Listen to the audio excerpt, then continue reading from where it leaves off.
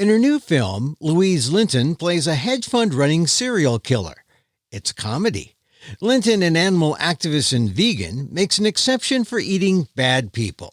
More about Me, You, Madness next on the PETA Podcast.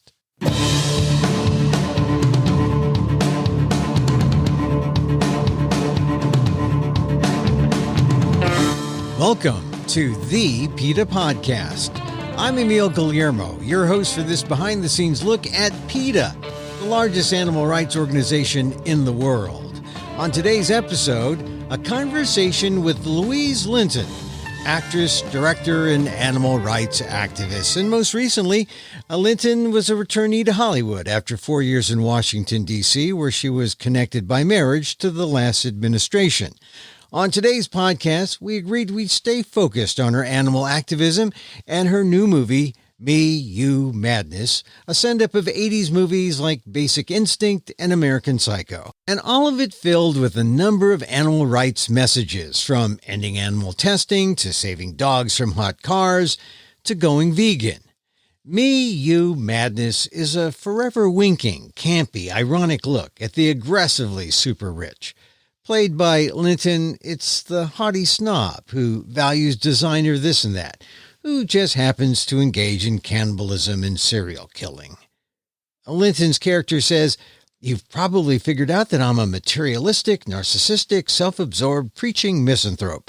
I don't deny it. I also have an acute lack of conscience."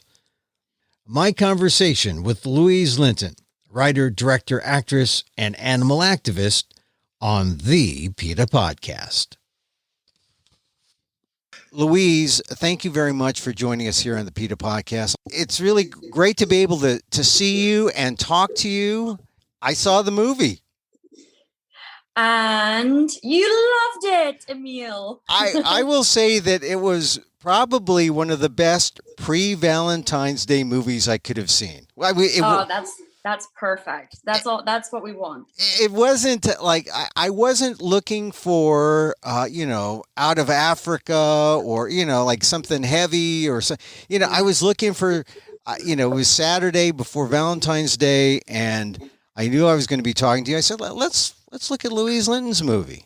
Fun. Well, it's been a wild ride. And, I really enjoyed making it, and I've discovered a passion, which is writing and directing. And I hope to do more of it. Yeah. I mean, Me, You, Madness, you wrote, you directed, you starred in. Tell the listeners what it's all about.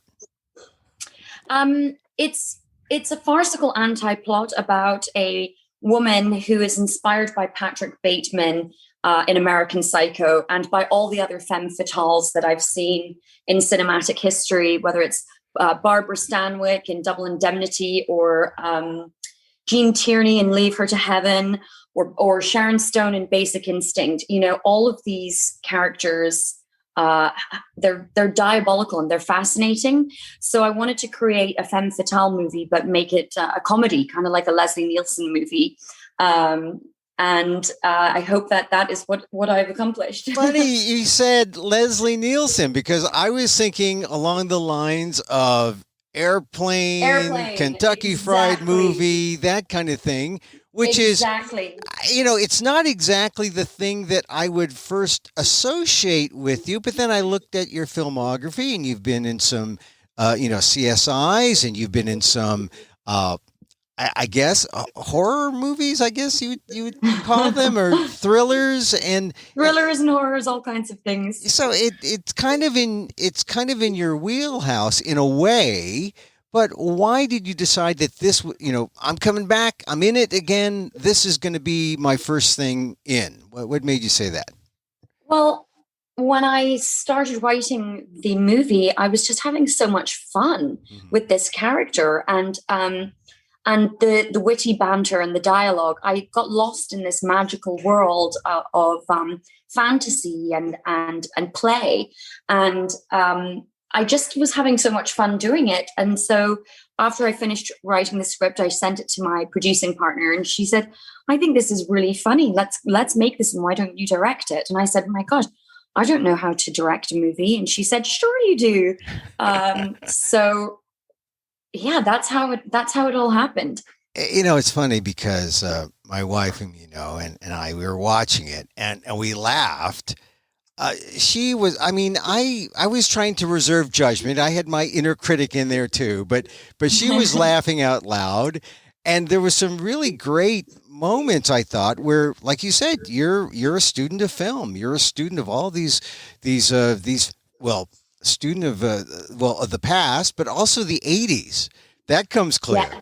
Yes. Well, I was born in the 80s and I grew up in Scotland, dancing in front of the television to movies like Flashdance and Footloose, Ferris Bueller's Day Off. I loved John Hughes movies, and I really wanted to bring a movie to fruition that I felt was an homage to that decade, not just to the greed and the aesthetic of the 80s, but also to that sort of nostalgic undercurrent that I felt there was in 80s cinema. In a lot of 80s cinema, there was always a moral of the story. And in the denouement, frequently, you would get a sort of a bittersweet sort of sense of, the movie is ending, but there was always a nice message at the end. And you always felt a warmth and a sentimentality at the end of those films.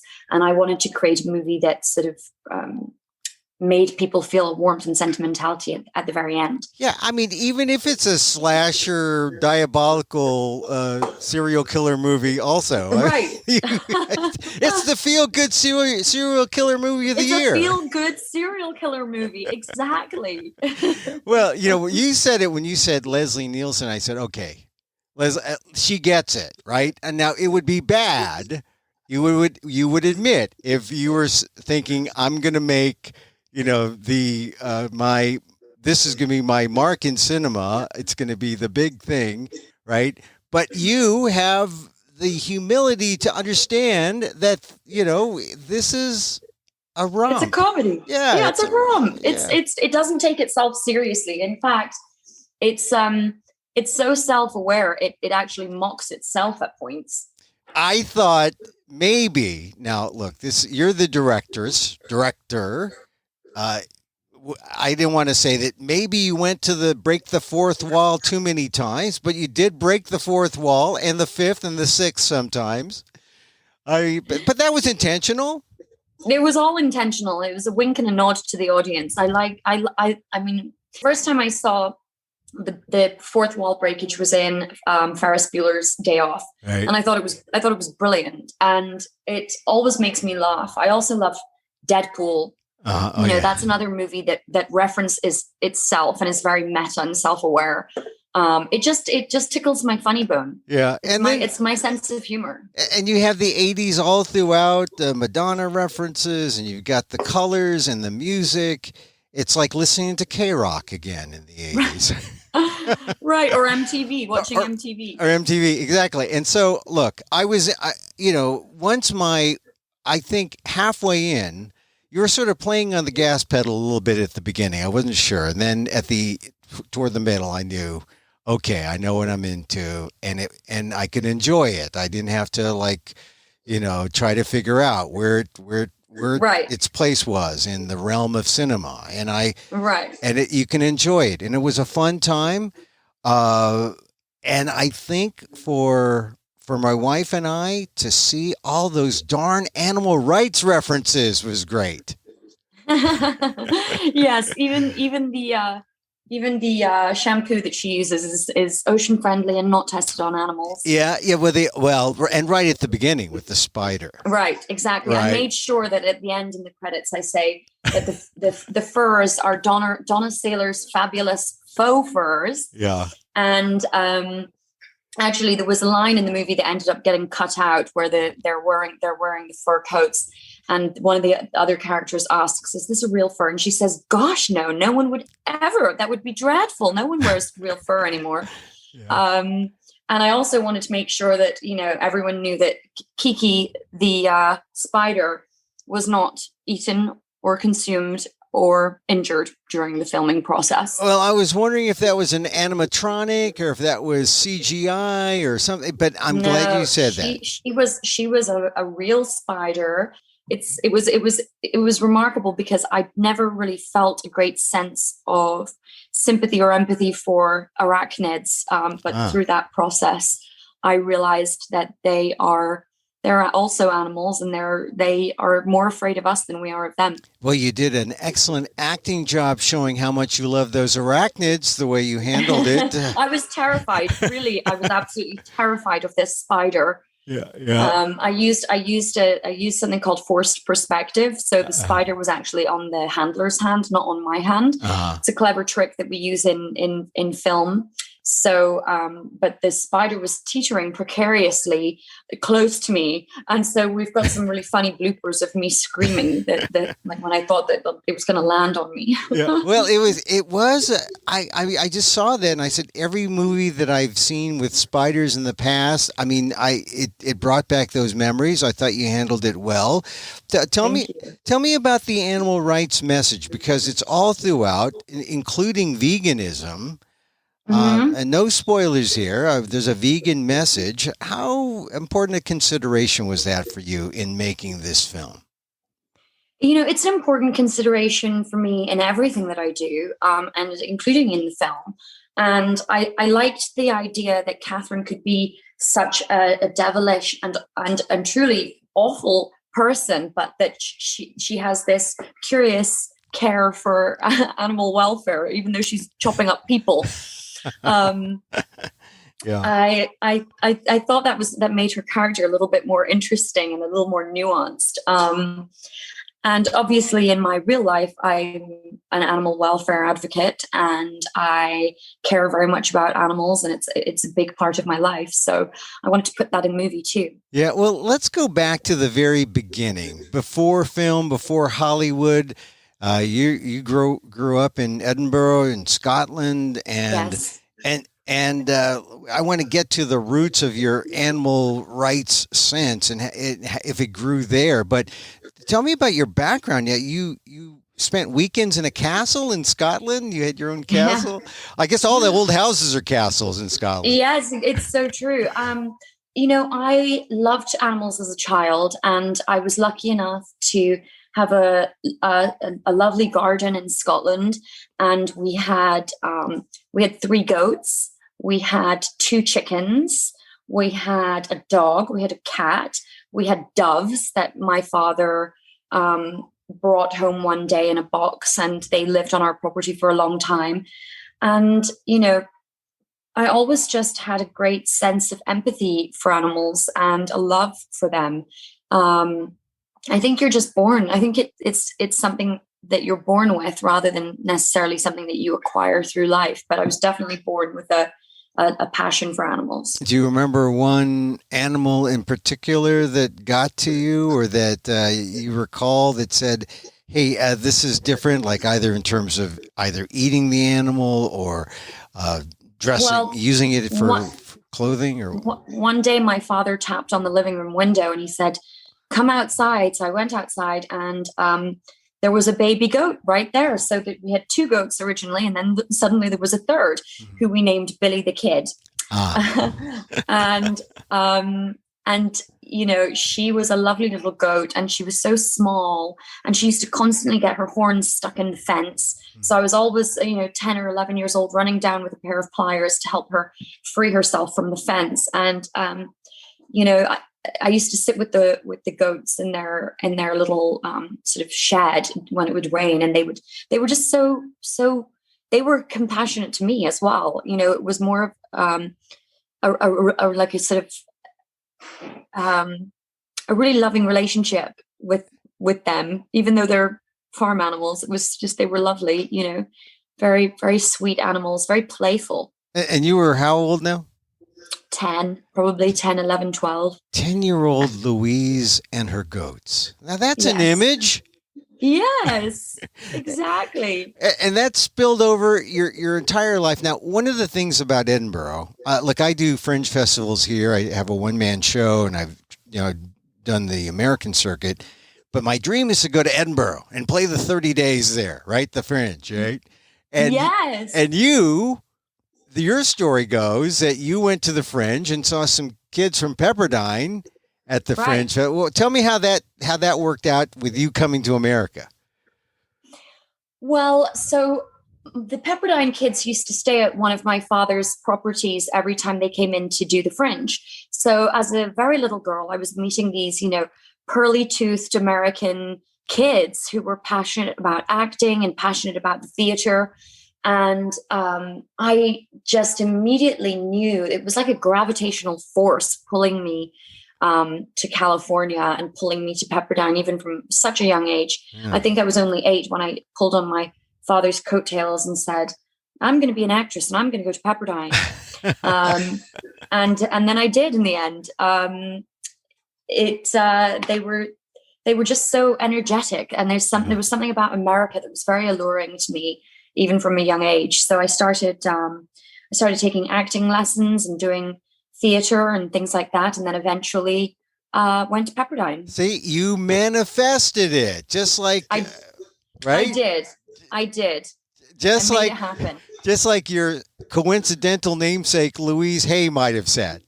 Yes, exactly. You manifested it. Exactly. Well, people who know Louise Hay would say, well, what'd she have to do with? Well, that is actually your real name, and you went with another family name because you didn't want to have the confusion. Well, it was my real name, but about 12 or 13 years ago, I legally changed it. Mm-hmm. So it's on my passport, it's Louise Linton. Yeah. And on all my credit cards, it's Louise Linton. And on my driver's license, it's Louise Linton. I'll make sure your creditors know that. Make sure. Yeah.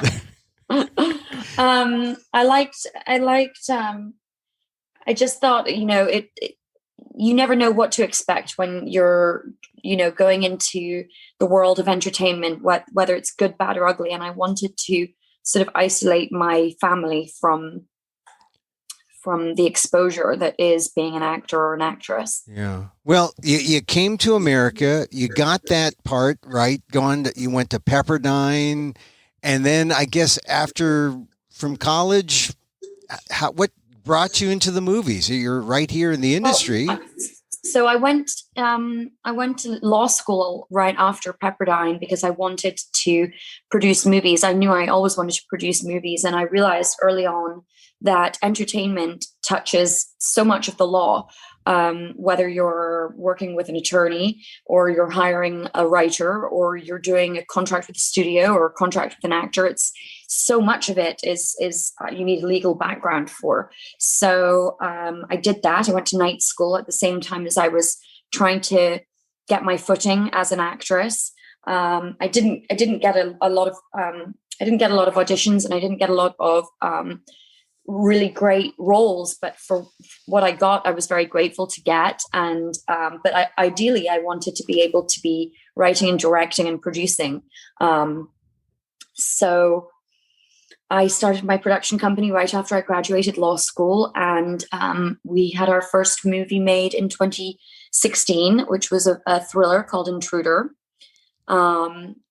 It was a great little movie. We made it for very little money, and it did well. It ended up going out via IFC and Voltage Pictures. So that was sort of my first foray into producing, and I've been really enjoying it ever since. Yeah, what's funny is that you come with this new film, Me, You, and Madness, and Hollywood is in the throes of the pandemic.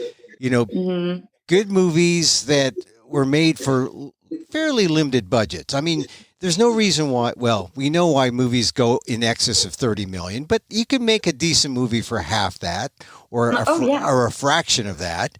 But now, because of the theaters being shut down, people aren't making as much. Some of the box office for a film like Palm Springs, they made that movie for less than $30 million, I think, and 800,000 box office. From a producer's perspective, what is the best thing that can happen, or what is the prospects for getting out of this and moving forward in movies?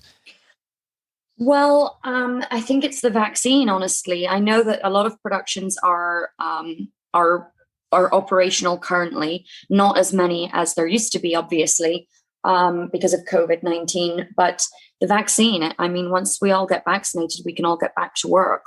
Yeah. I mean, Did you film any of this new movie during the pandemic? No, we were already in post-production, thank goodness. Oh, so you're But we did have our own issues. I mean, we were 1 week into filming. We were evacuated because of the Wolsey fires, which consumed the part of Malibu that we were filming in, and so we couldn't go back for 4 months. We couldn't go back, and actually, what devastates me most about these fires is the impact it has on the animals. right. When we finally went back, the owners of the house that we were shooting in said that they had found animals in the swimming pool who had obviously been trying to escape the flames, and just broke my heart.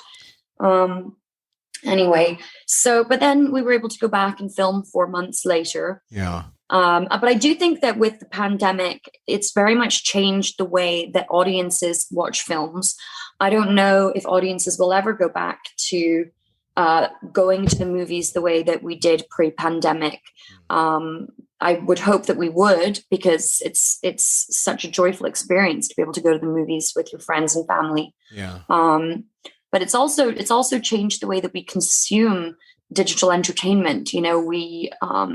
We consume a lot more of it, and we're all in our homes. A lot of us are in our homes, and so you have more time to watch TV and to watch shows. So I think that it's really boosted the amount of people that watch subscription services as well. Yeah, streaming is a big thing, and one of the things about movies that I always loved is that it's projected up high, 35 feet or more. It's big. Yeah. You're up there, right? There's Louise Linton in her car or going to her refrigerator.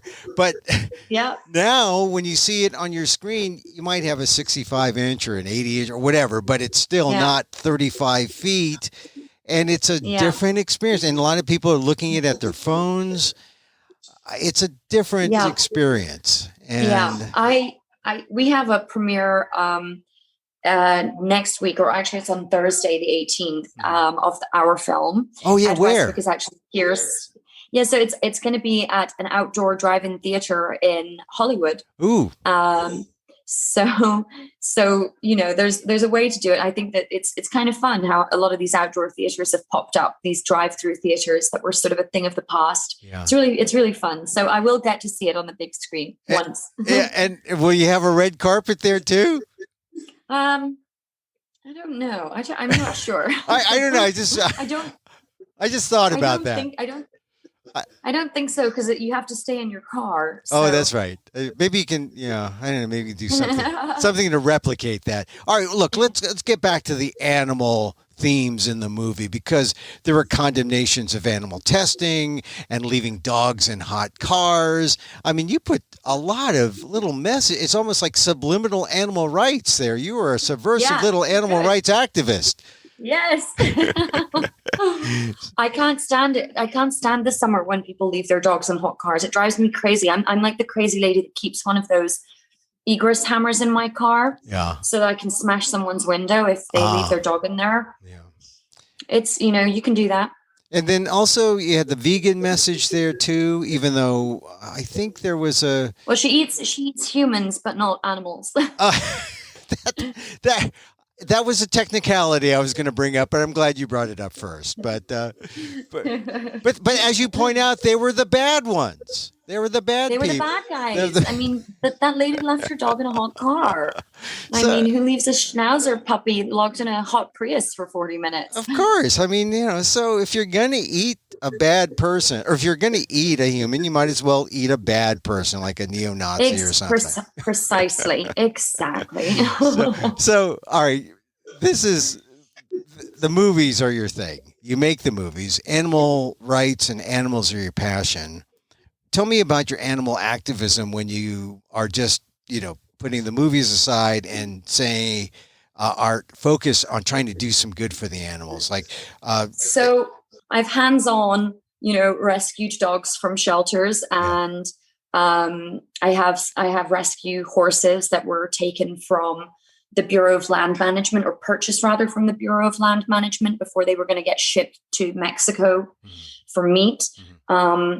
I work with Viva Equine Rescue. That's where those horses are. Yeah. And I'm able to write grants to various animal welfare organizations that I really care about through the Louise Linton Charitable Fund. And I met with the Department of Agriculture. I mean, it's astonishing how much the American taxpayer spends on animal testing every year. It's 20 billion is how much the US government spends on animal testing every year, which is a really, really big number. Well, tell me about your involvement with PETA. I understand you've helped the rescue of bears. Yes. So when I first moved, I've always been a contributor since I moved to this country to PETA. And, I've always been a massive fan of PETA and the organization, and obviously of Ingrid and now Kathy and Tracy and everybody else that's over there that I respect and admire so much. I reached out in 2017 and I said, hey guys, I'm now in Washington, DC, and I now know all of these people in government, and how could I be helpful for PETA? So I started working with Brittany Peet, and she and I met with the Department of Agriculture and the Department of Justice and others to talk about, how we could help free bears. And because the USDA is actually in charge of all the large live animals. And what I discovered is that there's something disjointed between the way that the USDA deals with the Department of Justice, which also deals with the EPA. I mean, all these agencies are interconnected, but in order for the Department of Justice to take action in a animal cruelty case, they really need the USDA inspectors to refer the case over to the Department of Justice. And frequently people who are abusing animals or people who own roadside zoos, they're very, very reluctant to give up that lifestyle and very, very reluctant to give up their animals. We also worked on Nosy the elephant when she was in captivity. That was right when I moved to DC, and I worked tirelessly to try and get the USDA to confiscate her. Unfortunately, they didn't. But fortunately, she was found in her container on a roadside. I think it was in Florida. Yeah. And she was eventually, she was confiscated and sent to a facility where she could, lead the rest of her life in peace. And then the bear, I campaigned heavily to try and get Dylan the bear out. And, it was wonderful because what I realized is that the people who are, working at the USDA or these different agencies, they are compassionate. They do care. It's just that they've got so many plates spinning. There's just not enough oversight. There's not enough USDA inspectors. Like, they need more.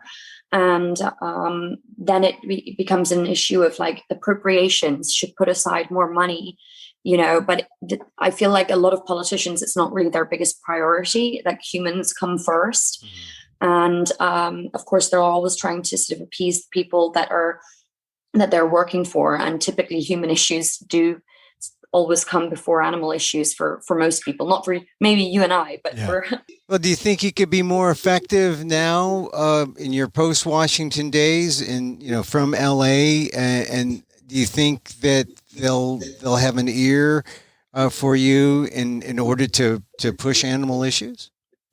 Yeah, I think that, most of the people that were working in DC at all these different agencies, they change over with the administration. So, I don't really have friends or contacts anymore at like the EPA or the CDC or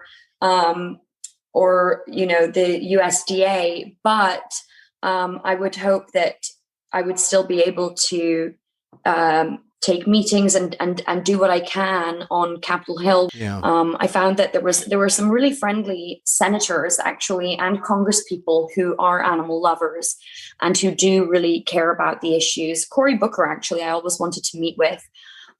He's a vegan and he's a big animal rights person, and there are several others. And I really just wish that we could make it more of a significant issue with our legislators. Well, one of the things that happened when you were working with Dylan the Bear and with Brittany Pete, Brittany was working on the Joe Exotic case, and that kind of blew up too. I mean, that's in her area where she's trying to stop roadside zoos and that kind of animal exploitation. What are some thoughts about Joe Exotic? He kind of blew up last year. Awful. What an awful person. And Jeff Lowe and all of those guys are just awful. I sat down with the Department of Justice on numerous occasions to talk about the prosecution of those various individuals. And I was really impressed, especially with my friend Jonathan Brightbill, who actually prosecuted the case against Jeff Lowe. He was a fiercely committed advocate for shutting down the people that were all seen in the Netflix TV show and Tiger King. And I'm thrilled that the president did not pardon Joe Exotic, the previous president did not pardon Joe Exotic. I think he should rot in hell. Yeah. Joe Exotic, not necessarily the previous president. No, Joe Exotic. Joe Exotic. As I told you, we're not talking politics this go wrong. No, exactly. But I definitely referring to Joe Exotic. Yeah. But in terms of your animal rights activities, you're not stopping. You're still going. You're still going. Oh no, this is just the beginning. I mean, if you go to louiselinton.com, you can read updates on what I'm working on and where my grants are going. And, I encourage people if they want to apply for a grant, they can. I'm a bit busy right now with the movie coming out, but I do like to, and I want to be supportive. Mm-hmm. So, the grants again, like, how much are they and what are they intended to do for organizations? They range. So if someone needs a specific amount of money for, say, like a certain surgery or a prosthetic for an animal, I'll cover those costs. The grants really range. Yeah. Well, how about what would you like to do in terms of your involvement with PETA? What would you like to do with PETA in terms of animal rights in the coming years? I would like to do everything with PETA. I want to get involved. I've been trying from behind the scenes. I was really doing everything I could in Washington, and now that I'm out of Washington, and the movie is now available, I can sort of refocus on all my animal welfare stuff and really anything that I can do to help PETA. It's my favorite organization, and Ingrid is my hero in so many ways. And, every time I get a little email or a note from her, I just feel so privileged to even be in her sphere because she's done so much for animals. And I've loved getting to know Tracy, and I've loved getting to know your beautiful wife, Kathy. Thank you. And I think, with PETA specifically, I like working on the large exotic animals. And I want to do more with the bears because I know that there are still probably 60 or 70, if not more, captive bears across this country.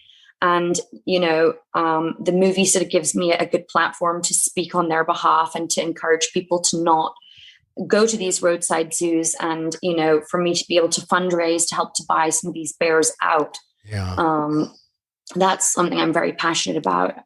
And also, cleaning the plastic out of the ocean is another thing I'm passionate about because it's really upsetting when you see, these huge, beautiful ocean mammals who have swallowed, plastic bags and are floating up to the surface. It's just horrific.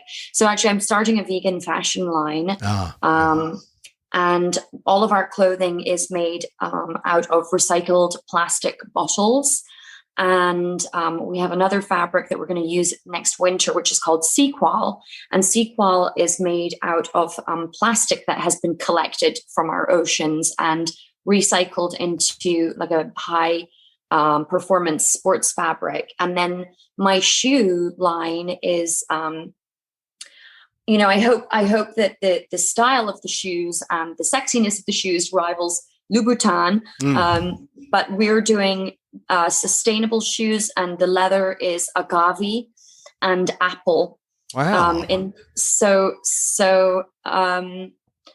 we're also using all kinds of sustainable packaging that is actually compostable, or you can throw it in your garbage because it's biodegradable and it's not going to hurt the planet.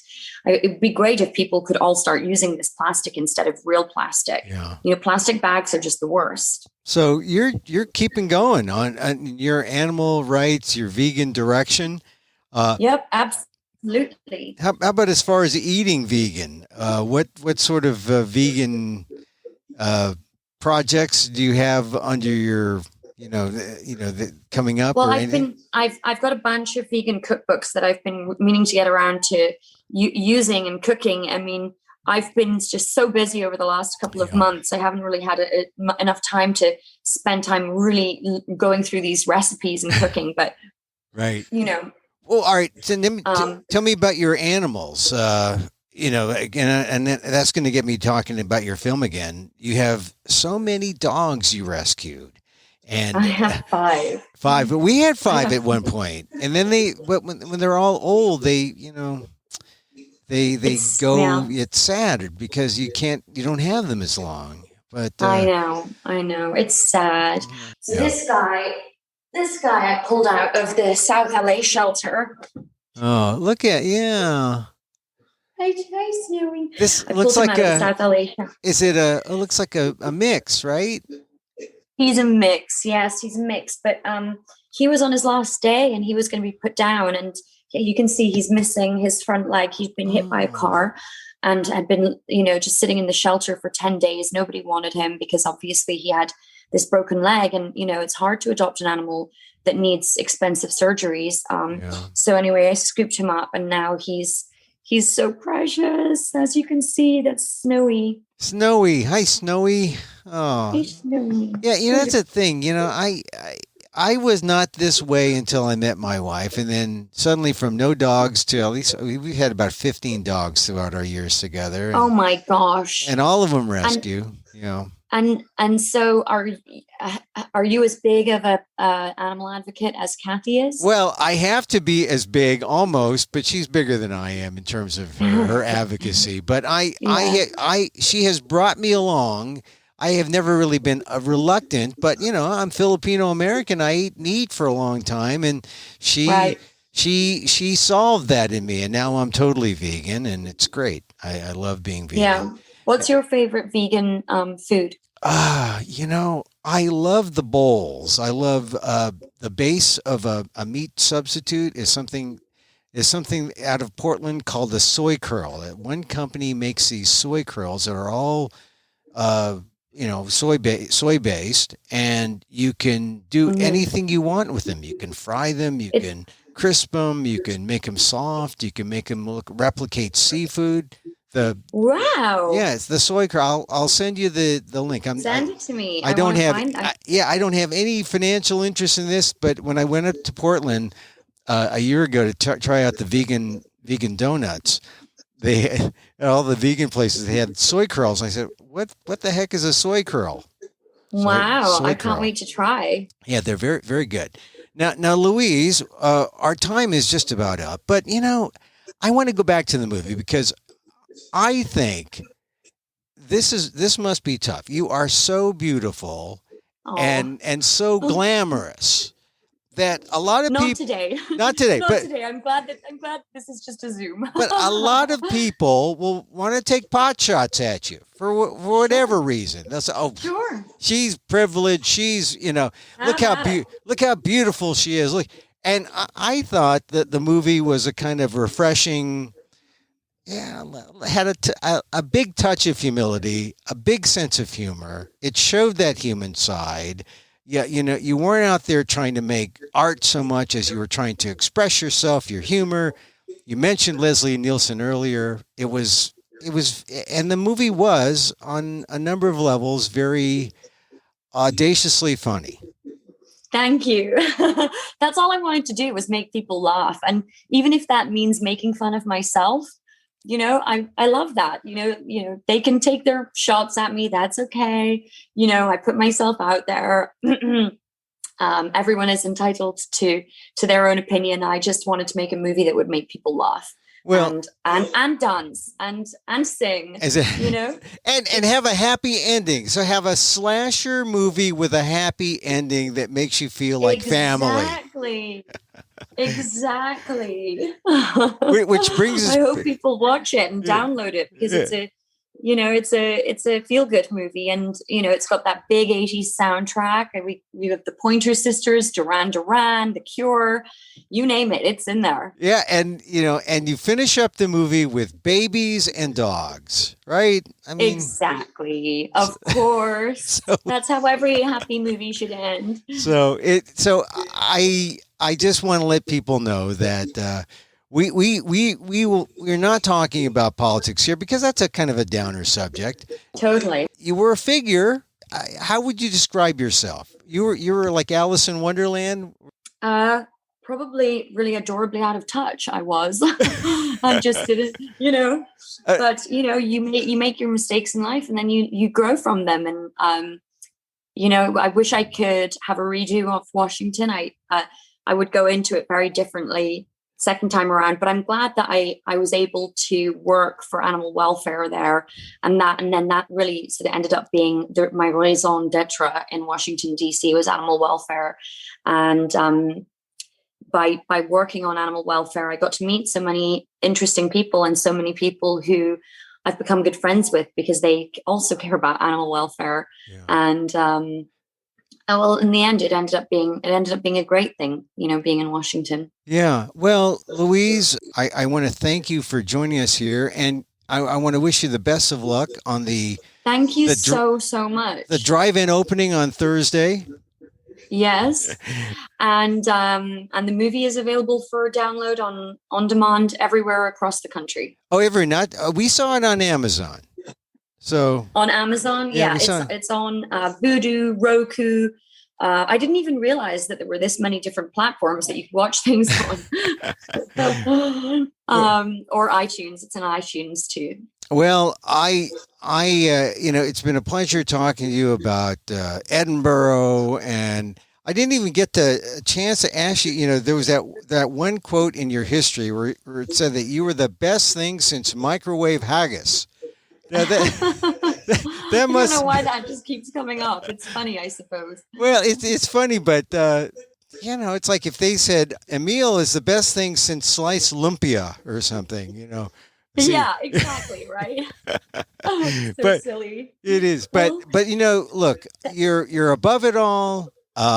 You're doing what you're doing. You're doing it for the right reasons for the animals, and certainly the animals appreciate it. Yes, exactly. Well, it's been such a lovely time talking with you. Snowy, do you want me to make you some lunch? Yeah. Do you want to make some lunch? Thank you, Snowy. Please? Thank you, Snowy. He's just. Thank you, Louise Linton. Thank you for being here. Thank you for having me. I love PETA.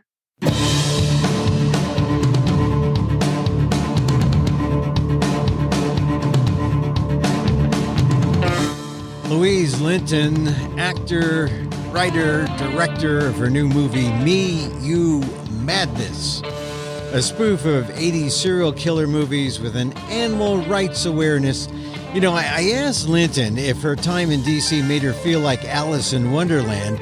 I think I meant to say if she felt like Dorothy in Oz. She did get to see the levers of power up close. She kept her focus on the animals, though, and that seems to have gotten her through the last 4 years. Her new movie, Me, You, Madness, now available on most streaming services like Amazon and iTunes, and just possibly a cult classic in the making.